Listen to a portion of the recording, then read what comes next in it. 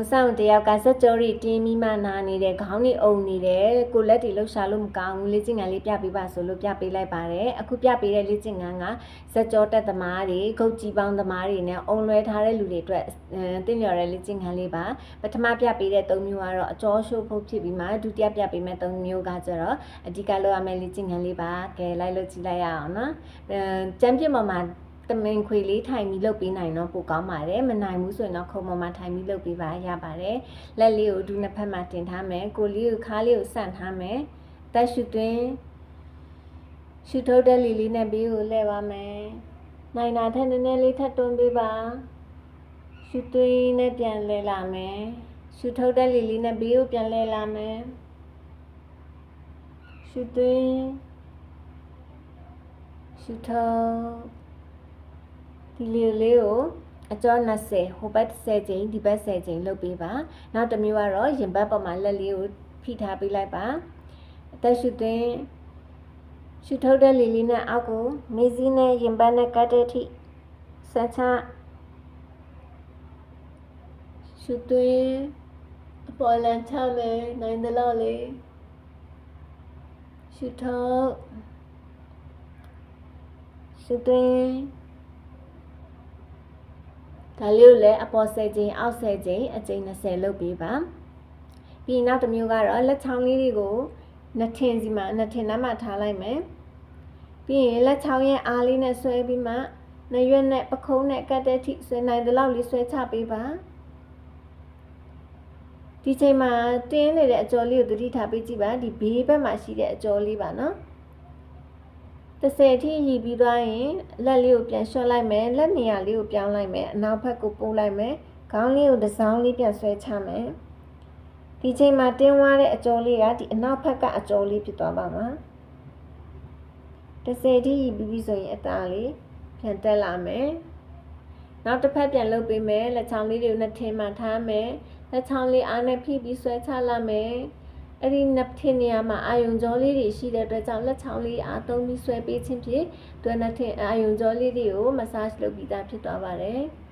30တိပြည့်ပြီဆိုရင်လက်လေးလျှော့ပြီးမှနေရာလေးပြောင်းမယ်ခေါင်းကိုတစ်စောင်းလေးပြန်ဆွဲမယ်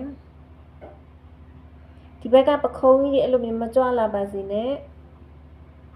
ပြီးရင်30ပြီးသွားရင်အသာလေးပြန်လျှော့လာမယ်နောက်တစ်မျိုးကတော့ရင်ဘတ်ပေါ်မှာလက်လေးနဲ့ပြန်ဖိထားပေးလိုက်မယ်အသက်ရှူသွင်းရှူထုတ်တဲ့လေလေးနဲ့မီးစည်းနဲ့ရင်ဘတ်ကတ်တဲ့အထိဆွဲချပေးပါနိုင်တဲ့လောက်ဆွဲချမယ်ပြီးရင်အဲဒီဆွဲချထားတဲ့အတိုင်းဘေးဘက်ကိုလှည့်ပေးမယ်တော့ပုံမှန်လေးရှူသွင်းရှူထုတ်လုပ်ပေးပါဒါလေးကိုလည်းအကျိန်20လုပ်ပေးပါပြီးသွားရင်နောက်ဘက်ကိုလန်ချလိုက်မယ်နိုင်တဲ့လောက်ထိပြီးရင်အနောက်ဘက်မှာပြန်ကြိတ်ပေးမယ်ဖိပြီးကြိတ်ပေးပါနိုင်တဲ့လောက်လေးဖိပေးပါဒါလေးကိုလည်းအကျိန်20ပြီးသွားရင်တော့ခေါင်းလေးအသက်ရှူသွင်းရှူထုတ်တဲ့လေလေးနဲ့မေးစည်းကိုအောက်ပြန်ဆွဲကပ်လိုက်မယ်ပြီးရင်အသက်ရှူသွင်းနဲ့အပေါ်ပြန်တက်လာမယ်နောက်ရောက်သွားရင်ရှူထုတ်တဲ့လေလေးနဲ့အောက်ကိုပြန်꿰ပြီးဆင်းလာမယ်ရှူသွင်းရှူထုတ်ရှူသွင်းရှူထုတ်ဒီလိုလေးကိုပဲတစ်ဖက်ကို9ကြော့နှစ်ဖက်လုံးကိုလုပ်ပေးပါနောက်တစ်ဖက်ပြောင်းပြန်ပတ်ပြီးလုပ်ပေးပါနောက်ဆုံးတစ်မျိုးကတော့ဒီလက်လေးနဲ့နားရဲ့အပေါ်ပိုင်းလေးတဝက်နားရွက်ရဲ့တဝက်ကိုအသာလေးဖိထားပေးလိုက်ပါဖိပြီးရင်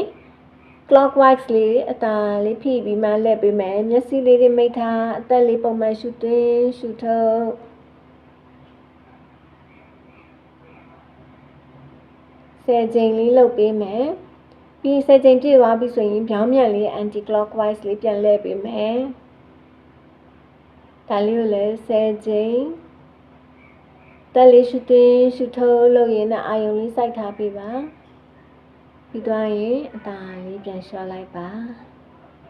လေ့ကျင့်ခန်းလုပ်လို့နာနေတဲ့လူတွေကတော့မနက်တစ်ချိန်ညနေတစ်ချိန်လုပ်ပေးပါလေ့ကျင့်ခန်းလုပ်ပြီးသွားပြီဆိုရင်တာဝယ်လေးကိုရေနွေးလေးနဲ့စိမ်ပြီးပြန်ညှစ်မယ်ပြီးရင်ဒီပေါ်မှာလေးခဏပြန်အုပ်ထားမယ်ပြန်အေးသွားပြီဆိုရင်တစ်ခေါက်ပြန်စိမ်ပြီးညှစ်လိုက်မယ်ပြန်အုပ်ထားပြီးမယ်အဲ့ဒါကို10မိနစ်လောက်လုပ်ပေးပါအမြန်သက်သာပြောက်ကင်းသွားမှာပါအားလုံးကျန်းမာပျော်ရွှင်ကြပါစေ